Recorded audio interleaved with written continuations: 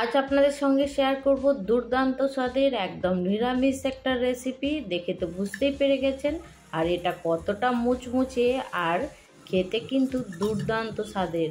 আপনারা বাড়িতে বানালে অবশ্যই বুঝতে পারবেন এটা খেতে কতটা সুন্দর। নমস্কার, কেমন আছেন সবাই? আশা করছি সবাই খুব ভালো আছেন, সুস্থ আছেন। মৌসুমী রকমারি রান্নাতে আপনাদেরকে আবারও একবার অনেক অনেক স্বাগত। প্রতিদিনের মতো আজও একটা সুন্দর রেসিপি আপনাদের সঙ্গে শেয়ার করছি। আশা করছি আপনাদের খুব ভালো লাগবে। আর যদি ভালো লাগে অবশ্যই কিন্তু একটা লাইক দিয়ে সম্পূর্ণ ভিডিওটা দেখবেন। আর যদি বেশি ভালো লাগে, আজকে যদি কেউ প্রথম আমার চ্যানেলে ভিজিট করেন, তাহলে কিন্তু আমার চ্যানেলটা সাবস্ক্রাইব করতে একদমই ভুলবেন না। তো আপনাদের সাপোর্ট একটু একটু করে আমাকে এগাতে সাহায্য করবে। চলুন একটা ভেঙে আপনাদেরকে দেখিয়ে দিচ্ছি এটা ভেতর থেকেও কতটা সুন্দর।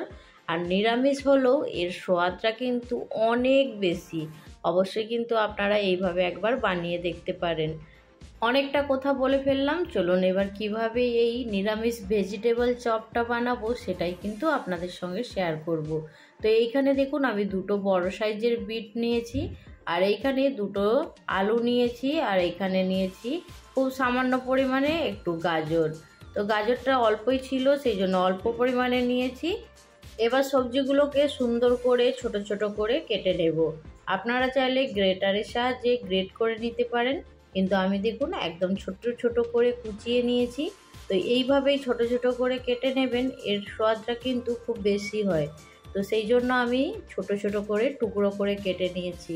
তো এইখানে দেখুন সবগুলো আমার কাটা হয়ে গেছে। এবার একটা খুব সুস্বাদু একটা মশলা বানিয়ে নেব। তো এইখানে দেখুন 1 চামচ ধনে নিয়েছি, গোটা ধনে। আর এখানে গোটা জিরে আছে হাফ চামচ। আর এইখানে দেখুন খুব সামান্য পরিমাণে একটু ডালচিনি আছে। আর এখানে দুটো লবঙ্গ, দুটো এলাচ, আর খুব সামান্য পরিমাণে নিয়েছি মৌরি। এখানে হাফ চামচের থেকেও কম আছে মৌরি। তো আমি যেভাবে বিটরুটের পরিমাণ, আলুর পরিমাণ রেখেছি সেই রকম পরিমাণ হিসেবেই মশলাটা রেখেছি কিন্তু। তো এইখানে দেখুন আমি ফ্রোজেন করা মটরশুঁটি নিয়েছি। তো এই মটরশুঁটি কিভাবে ফ্রোজেন করবেন তার ভিডিও কিন্তু আমার চ্যানেলে দেয়া আছে, আপনারা চাইলে একটু দেখে নিতে পারেন। তো এইখানে দেখুন আমি অল্প পরিমাণে মটরশুঁটি নিয়ে নিয়েছি। এবার গ্যাস অন করে একটা কড়া গরম করে নিয়েছি। কড়ার মধ্যে যে মশলাটা দেখিয়ে রেখেছিলাম সেই মশলাটা একটু রোস্ট করে নেব। কড়ার মধ্যে মশলাগুলো দিয়ে দিলাম, দিয়ে একটু হালকা হাতে নাড়াচাড়া করে নেব। খুব বেশি টাইম লাগবে না, এখানে কিন্তু 1 থেকে 1.5 মিনিটের মধ্যেই সুন্দর করে এটা রোস্ট হয়ে যাবে। আর যখন ভাজা হয়ে যাবে তখন কিন্তু এই মশলার মধ্যে থেকে একটা সুন্দর গন্ধ বের হবে। তখন কিন্তু বুঝে নিতে হবে মশলাটা সুন্দর ভাজা হয়ে গেছে। তো এবার মশলাটা নামিয়ে নেব। আমার এইখানে মশলাগুলো সুন্দরভাবে ভাজা হয়ে গেছে।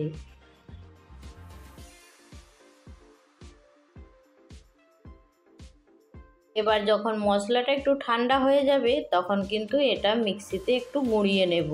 গরম অবস্থায় গুঁড়ানো যাবে না, সেই জন্য একটু ঠান্ডা করে নেব।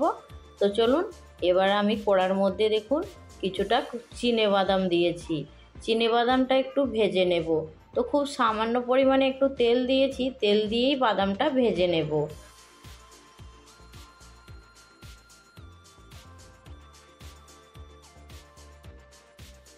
বাদামগুলো এবার সুন্দর করে ভাজা হয়ে গেছে, বাদামগুলো এবার প্লেটের মধ্যে তুলে নেব।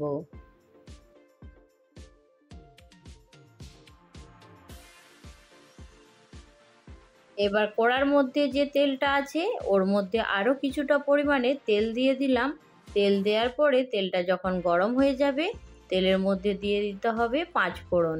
আর 5 ফোড়নটা দিলে তাহলে কিন্তু এই নিরামিষ ভেজিটেবল চপটা খুব সুন্দর একটা গন্ধও আসবে, আর খেতেও কিন্তু খুব ভালো লাগবে। সেই জন্য 5 ফোড়নটা অবশ্যই দেবেন। এখানে জিরে দেবেন না, অবশ্যই কিন্তু 5 ফোড়নটা দেবেন। তো এইখানে দেখুন সবজিগুলো আমি আগে থেকে কেটে ধুয়ে রেখেছিলাম, সেই সবজিগুলো 5 ফোড়নের ওপরে দিয়ে দিলাম। এবার খুব ভালো করে একটু নাড়াচাড়া করে নেব। একটু নাড়াচাড়া করে নেওয়ার পরে দেখুন একটা ঢাকা দিয়ে রেখে দেব কিছুক্ষণের জন্য। তারপরে দেখুন ঢাকনাটা খুলে দেখে নিচ্ছি, এখানে সবজিগুলো কিন্তু অনেকটাই নরম হয়ে গেছে। আর এইভাবেই কিন্তু ঢাকা চাপা দিয়ে বানালে তাহলে কিন্তু খুব তাড়াতাড়ি এই সবজিগুলো সেদ্ধ হয়ে যাবে। তো এইখানে দেখুন ঢাকনাটা খুলে আমি আরও একটু নাড়াচাড়া করে নিচ্ছি। বেশ কিছুক্ষণ নাড়াচাড়া করে নেওয়ার পরে এবার দিয়ে দেব স্বাদ মতো নুন। আর নুনটা আগে থেকে দিয়ে দিলে সবজির মধ্যে তাহলে কিন্তু সবজির মধ্যে একটু জল ছেড়ে যাবে, তখন কিন্তু খুব ভালো করে ভাজা হবে না। তো এইখানে দেখুন আমি কিছুক্ষণ ভাজা করার পরে নুনটা দিয়েছি। এবার নুনটা দিয়ে বেশ কিছুক্ষণ একটু নাড়াচাড়া করে নিচ্ছি। তো এবার এর মধ্যে দিয়ে দেব আদা। এখানে আমি আদা গ্রেট করে নিয়েছি। অবশ্যই গ্রেট করা আদাটা দিলে বেশি ভালো হবে। তো এইখানে গ্রেট করা আদা দিয়েছি। আর দেখুন যে আমি মটরশুঁটিটা ফ্রোজেন করে রেখেছিলাম তার থেকে বের করেছিলাম সেটা দিয়ে দিলাম। তো এইখানে দেখুন মটরশুঁটি আর আদা খুব ভালো করে সবজির সঙ্গে নাড়াচাড়া করে নিচ্ছি। এইখানে দেখুন সবজিগুলোর মধ্যে এবার এক এক করে মশলাগুলো দিয়ে দেব। তো এইখানে হাফ চামচ হলুদ গুঁড়া নিয়েছি, হাফ চামচ লঙ্কার গুঁড়ো দিয়ে দেব, দিয়ে একটু নাড়াচাড়া করে নেব। তাহলে এই লঙ্কা হলুদের গন্ধটা চলে যাবে, কাঁচা গন্ধটা। তো দেখুন এইভাবে একটু নাড়াচাড়া করে নিয়েছি। এবার দিয়ে দেব এইখানে হাফ গ্লাসের মতো জল। জলটা দেওয়ার পরে এর মধ্যে আমি কুচানো নারকেল দিয়ে দেব। আর নারকেলটা দিলেও কিন্তু বেশ খেতে ভালো লাগে। অবশ্যই নারকেল যদি থাকে অবশ্যই দিয়ে দেবেন। নারকেল দিলে কিন্তু এই নিরামিষ ভেজিটেবল চপ কিন্তু দারুণ লাগে খেতে যখন এই নারকেলটা মুখের মধ্যে আসবে। আর এইখানে দেখুন হাফ চামচের থেকে একটু কম চিনি দিয়েছি স্বাদ মতো। আর চিনিটা একদমই অপশনাল, আপনারা যদি না চান নাও দিতে পারেন, তাতেও কোনো সমস্যা হবে না। নিরামিষ রান্নাতে খুব সামান্য পরিমাণে একটু চিনি দিলে খেতে কিন্তু স্বাদটা একটু বেশি বেড়ে যায়। তো এইখানে দেখুন সব কিছু দেওয়ার পরে আমি এখন ঢাকা দিয়ে রেখে দেব, এটা সেদ্ধ হওয়ার জন্য অপেক্ষা করব।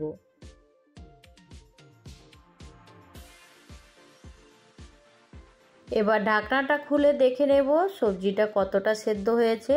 তো এইখানে দেখে মনে হচ্ছে সবজিটা কিন্তু সুন্দরভাবে সেদ্ধ হয়ে গেছে। তো এইখানে এবার যে বাদামটা ভেজে রেখেছিলাম সেই বাদামটা সবজির মধ্যে দিয়ে দেব। তো এইখানে একটু চেক করে দেখছিলাম সবজিগুলো সেদ্ধ হয়েছে কিনা। তো সবজিগুলো কিন্তু সুন্দরভাবে সেদ্ধ হয়ে গেছে। এবার ভেজে রাখা বাদামটা এই সবজির মধ্যে দিয়ে দেব।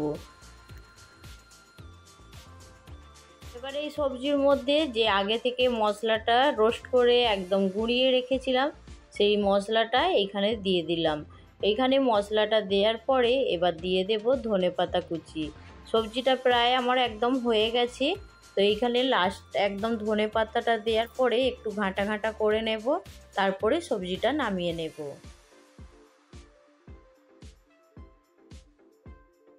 সমস্ত কিছু সুন্দর করে একদম মিশিয়ে রান্নাটা সুন্দর করে রেডি করে নিয়েছি। আর শেষে দেখুন একটা গ্লাস দিয়ে খুব ভালো করে একটু ঘাঁটা করে নিচ্ছি। আমরা কিন্তু গ্রামে প্রায় বাড়িতেই এইভাবে গ্লাস দিয়ে একটু ঘাঁটা করে থাকি, সেটা ডাল হোক কিংবা চচ্চড়ি আর কিংবা এই রকম কোনো রেসিপি। তো এইখানে দেখুন সুন্দর করে সব কিছু একদম ঘাঁটা করে নেওয়ার পরে এটা একদম সুন্দর একদম শুকনো বানিয়ে নিয়েছি। তো এখন গ্যাসের ফ্লেমটা বন্ধ করে এটা এখন নামিয়ে রেখে দেব, এটা ঠান্ডা হয়ে যাওয়ার অপেক্ষা করব। তো এইখানে ঠান্ডা হয়ে গেছে। তো আবার একবার একটু নাড়াচাড়া করে নিচ্ছি। হাতের মধ্যে অল্প পরিমাণে তেল নেব। তেলটা নেওয়ার পরে এটা সুন্দর করে ছোট করে ভেজিটেবল আকারে শেপ দিয়ে দেব। এখানে দেখুন অল্প করে হাতের মধ্যে নিয়েছি আর নিয়ে সুন্দর করে হাতের মধ্যে শেপ দিয়ে দিয়েছি। আপনারা কিন্তু আপনাদের পছন্দ মতন সাইজ করে শেপটা ছোট বড় করে নেবেন। এখানে দেখুন বন্ধুদের সঙ্গে কথা বলতে কিন্তু আমি সুন্দর করে ভেজিটেবলগুলো লম্বা আকারে শেপ দিয়েছি। কারণ এই ভেজিটেবলগুলো একটু সাইডে সরিয়ে রেখে দেব। চলুন এটা একটা ব্যাটার বানানোর জন্য আমি রেডি করছি। তো এইখানে আমি 2 চামচ কর্নফ্লাওয়ার নিয়ে নেব। তো এইখানে দেখুন আমি 2 চামচ কর্নফ্লাওয়ার নিয়ে নিচ্ছি আগে। এবার দেব 2 চামচ আটা। আপনারা আটার বদলে ময়দাও নিতে পারেন, আমি এখানে আটা নিয়েছি। তো 2 চামচ আটা দিয়ে শুকনো আগে খুব ভালো করে একটু মিশিয়ে নেব। তারপরে অল্প জল দিয়ে সুন্দর করে একটা ব্যাটার বানিয়ে নেব। এই ব্যাটারটা কিন্তু খুব ঘনও হবে না আর খুব পাতলাও হবে না, একটা মিডিয়াম ব্যাটার রেডি হবে। তো এইখানে দেখুন আমি অল্প অল্প করে জল দিয়ে সুন্দর করে ব্যাটারটা রেডি করে নিচ্ছি। এখানে আপনারা একটু দেখে নিন, চামচ দিয়ে আমি দেখিয়ে দিচ্ছি ব্যাটারের ঘনত্বটা কতটা আছে, না বেশি পাতলা না বেশি মোটা। তো এইভাবেই কিন্তু ব্যাটারটা রেডি করে নিতে হবে। আর এইখানে আমি খুব সামান্য পরিমাণে ব্যাটারের মধ্যে একটু নুন দিয়ে দিয়েছি। নুনটা দেওয়ার পরে খুব ভালো করে একটু গুলে নিচ্ছি। এবার এইখানে নিয়ে নিয়েছি ব্রেড ক্রাম্বস, আর আপনারা চাইলে বিস্কুটের গুঁড়োও নিতে পারেন।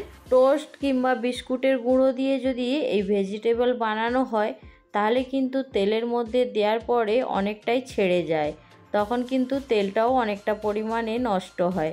এখানে দেখুন একদম শুকনো ব্রেড ক্রাম্বসের মধ্যে আগে আমি ভেজিটেবলটা একটু কোট করে নিচ্ছি। নেয়ার পরে যে আমি ব্যাটারটা রেডি করেছিলাম, কর্নফ্লাওয়ার আর আটা দিয়ে যে ব্যাটারটা রেডি করেছিলাম তার মধ্যে এটা দিয়ে দেব।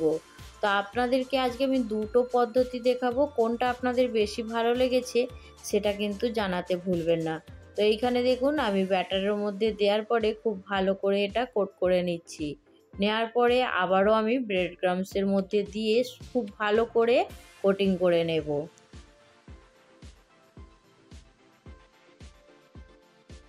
এখানে আমি খুব সুন্দর করে দেখুন ভেজিটেবলটা একদম কোট করে নিয়েছি। নেয়ার পরে হালকা হাতে দেখুন চেপে চেপে সুন্দর করে আবারও একবার শেপটা দিয়ে দিচ্ছি। আর এইখানে দেখুন শেপটা দেওয়ার পরে আমি আর একটা পদ্ধতি আপনাদেরকে দেখাবো। তো আপনাদের কোনটা বেশি ভালো লেগেছে, যেটা ভালো লাগবে আপনারা বাড়িতে সেইভাবেই কিন্তু বানিয়ে নেবেন। তো এইখানে দেখুন এটা আমার হয়ে গেছে, এবার এটা রেখে দেব। আর একটা পদ্ধতি দেখিয়ে দিচ্ছি। এইখানে দেখুন আমি ভেজিটেবলের যে পুরটা সেটা নিয়ে নিয়েছি, নেয়ার পরে এই ঘোলের মধ্যে দিয়ে দিয়েছি। দেওয়ার পরে এইখান থেকে তুলে এবার ব্রেড ক্রাম্বসের ওপরে দিয়ে দেব। এবার খুব ভালো করে দেখুন একবার কোট করে নিচ্ছি। কোট করার পরে আমি এটা আবারও এই ব্যাটারের মধ্যে দিয়ে দিয়েছি। দেওয়ার পরে দেখুন আবারও এই ব্রেড ক্রাম্বসের উপরে দিয়ে দিচ্ছি। দেওয়ার পরে খুব ভালো করে কোট করে নিচ্ছি। দুবার যদি কোট করা হয় তাহলে কোটিংটা যে হবে সেটা কিন্তু খুব ভালো মুচমুচে হবে। তো আমাকে কিন্তু এই পদ্ধতিটা বেশি ভালো লেগেছে, এটা যখন ভাজার পরে খাওয়া হবে তখন কিন্তু বেশি ভালো লাগবে। তো অবশ্যই আপনারা এইভাবে দুবার কোট করে ভাজবেন, সেটা কিন্তু বেশি খেতে ভালো লাগে। তো এইখানে দেখুন আমি সমস্ত ভেজিটেবলগুলো রেডি করে নিয়েছি। নেয়ার পরে এবার এইখানে একটা গ্যাস অন করে প্যান বসিয়ে দিয়েছি। তা আগে থেকেই আমি তেল দিয়ে খুব ভালো করে গরম করে নিয়েছি। এবার এই গরম তেলের মধ্যে বানিয়ে রাখা ভেজিটেবলগুলো একটা একটা করে খুব সাবধানে দিয়ে একদম উল্টে পাল্টে লাল লাল করে মুচমুচে করে ভেজে নিতে হবে। তো এইখানে দেখুন আমার প্যানের মধ্যে 4 থেকে 5টা ধরেছে। আমি সেইভাবেই এটা হালকা আঁচে কিন্তু ভাজতে হবে, একদম গ্যাসের ফ্লেম কিন্তু জোরে করা যাবে না। আর হালকা হালকা করে ওপর থেকে এইভাবে তেলটা ছিটিয়ে দিলে তাহলে দুটো সাইডে কিন্তু খুব সুন্দরভাবে ভাজা হতে থাকবে। তা আমি দেখুন এইখানে হালকা হালকা করে তেলটা ছিটিয়ে দিচ্ছি। তো এইভাবেই কিন্তু আপনারাও উল্টে পাল্টে লাল লাল করে ভেজে নেবেন।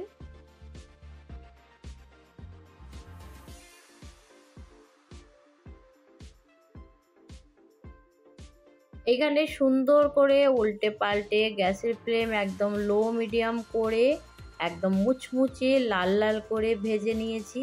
আর ভাজাটা দেখে বুঝতেই পারছেন কতটা সময় লেগেছে। আমি কিন্তু অনেকটাই সময় নিয়ে এগুলো ভেজেছি। তো এইগুলো একদম মুচমুচে হয়ে ভাজা হয়েছে। তো অবশ্যই একটু গ্যাসের ফ্লেম কম করে ভাজবেন, খেতে কিন্তু অপূর্ব লাগবে। তো এইখানে আমার এইগুলো কিন্তু একদম ভাজা হয়ে গেছে। এবার প্লেটের মধ্যে তুলে নেব। আর প্লেটের মধ্যে তুলে নেওয়ার পরে এর আওয়াজটা দেখবেন কতটা মুচমুচে হয়েছে।